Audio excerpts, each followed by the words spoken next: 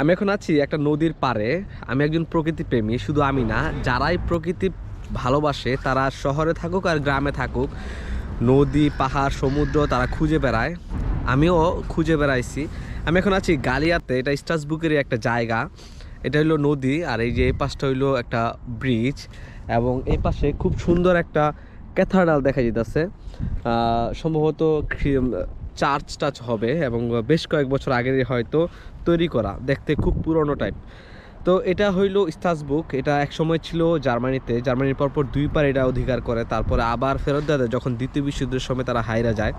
আমি জার্মানিতে ছিলাম কিছুদিন। জার্মানির যে শহরটা ফ্রাঙ্কফুর্ট, আর এই যে এই শহরটা ফ্রান্সের স্ট্রাসবুর্গ, কোনো পার্থক্য নাই। ওইখানে খুব সুন্দর রাস্তাঘাট পরিবহন ব্যবস্থা, এখানেও খুব সুন্দর রাস্তাঘাট পরিবহন ব্যবস্থা।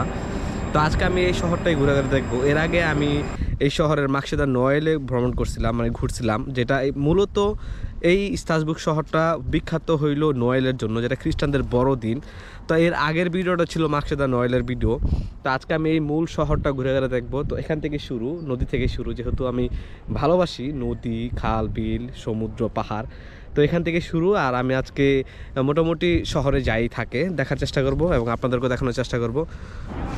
So moral of the stories, আপনার একা ট্রাভেল করতে হবে এবং হবে, কারণ আপনি কি চান জীবনটা এভাবেই কেটে যাক? আপনি স্টোরি চান নাকি এভাবেই মানে নর্মাল লাইফ লিড করতে চান? আসলে আমি সবসময় মানুষদের বলি যে একা একা ট্রাভেল করা আসলে উচিত, কারণ in the end of the day আপনার কাছে যখন অনেকগুলো গল্প থাকবে তখন আপনি হ্যাপি থাকবেন, তখন আপনার কাছে বলার মতো অনেক কিছু থাকবে। কিন্তু যখন আপনি অনেক কিছুর উসিলা দিবেন বা বাহানা দিবেন যে এটা হচ্ছে না, এটা হচ্ছে না, আমার কাছে টাকা নাই, পয়সা নাই, আমার কাছে পাসপোর্ট নাই, ও বাই দ্য ওয়ে অনেকেই জিজ্ঞেস করতেছেন যে আমি এখানে কিভাবে আসলাম। আসলে এটা বলা অবান্তর, কারণ আমি এখানে অনেক দিন আগে আসছি আর ফেরত যাইনি বাংলাদেশে। So let's skip this part এবং এনজয় দি ওয়েদার। যেটা বলতেছিলাম, যখন আমি বিশ্বাস করি যে একটা মানুষ যদি ভ্রমণ করে এবং ভ্রমণের আগের যে মানুষটা এবং ভ্রমণ করার পরে ওই মানুষটা আর এক নাই, কিছুটা হইলেও মানুষ পরিবর্তন হয়, ডেভেলপ হয়, সেলফ ইমপ্রুভ হয়। সুতরাং ভ্রমণ করার কোনো বিকল্প নাই। আমি একটা ব্রিজের নিচে এখন পাস করি, তারপর আবার কথা বলছি।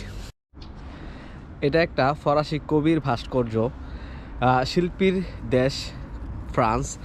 আমি ফ্রান্স শহরের সাথে, মানে ফ্রান্স শহরের ইতিহাস, ঐতিহ্য এবং এদের সাংস্কৃতিক যেসব কবি সাহিত্যিক আছেন তাদের সাথে পরিচয় হয়েছিল সুনীল গঙ্গোপাধ্যায়ের বই পড়ে, যার বইটার নাম ছিল দেশে বিদেশে একটা বই।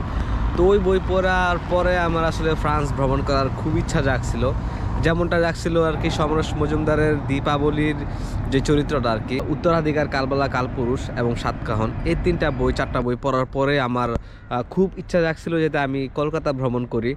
ঠিক তেমনই এই বইটা পড়ার পর আমার ফ্রান্স ভ্রমণ করার ইচ্ছা জাগছিল।